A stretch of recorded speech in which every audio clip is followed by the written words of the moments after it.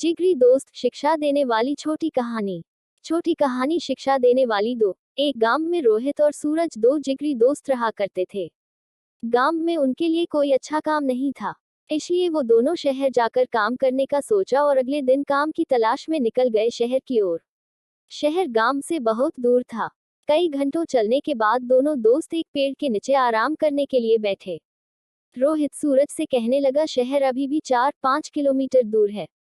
लेकिन सूरज ने कहा, नहीं, शहर मात्र 2-3 किलोमीटर दूर है।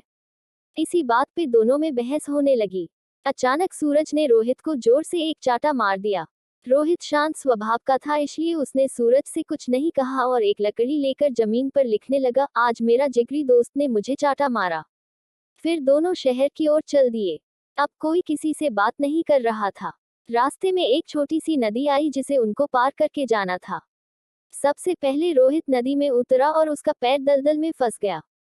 उसने सूरज से मदद मांगी और सूरज जल्दी से भाग के रोहित के पास गया और उसे दलदल से बाहर निकला। फिर दोनों एक साथ नदी पार किया। कुछ दूर जाने के बाद रोहित को एक दीवार नजर आया। उसने एक पत्थर ढूंढ के दीवार पर लिखने लगा, आज मेरे जिगरी दोस्त ने मेरी जान बचाई।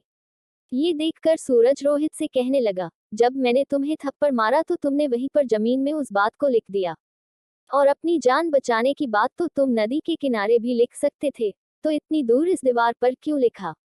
तब रोहित ने जवाब दिया कि किसी की बुरी बातें या बुरा करा कुछ भी अपने मन में जमा करके नहीं रखना चाहिए। इससे उस इंसान के प्रति हमारे मन में नफरत पैदा होती है। इसीलिए जब तुमने मुझे थप्पड़ मारा तो मैंने उसे जमीन पर लिख दिया, क्योंकि कुछ देर बाद हवा चलेगी और वो लिखावट मिट जाएगी। लेकिन किसी की मदद को कभी भूलना नहीं चाहिए, उसे हमेशा याद रखना चाहिए। इसीलिए मैंने तुम्हारी की हुई मदद को नदी के किनारे नहीं लिखा और यहाँ इस दीवार पर लिख दिया, ताकि ये बहुत दिन तक यहाँ लिखा रहे। रोहित की जवाब सुनकर सूरज खुश हो गया और रोहित को गले से लगा लिया। फिर दोनों हंसते हंसते एक साथ शहर की ओर जाने लगे। सीख। इस छोटी सी कहानी से हमें ये सीख मिलती है कि हमेशा दूसरों की अच्छाई को अपने दिल में जगह देनी चाहिए। इससे हमारे रिश्ते उस इंसान के साथ अच्छे रहते हैं। इन शिक्षा देने वाली छोटी कहानियों को पढ़ने के बाद हमें आशा है कि आपको आनंद आया होगा और बहुत कुछ सीखने को मिला होगा। अगर सच में आपको ये कहानियाँ अच्छी लगी हो तो इसे अपने दोस्तों के साथ जरूर शेयर करें। धन्यवाद।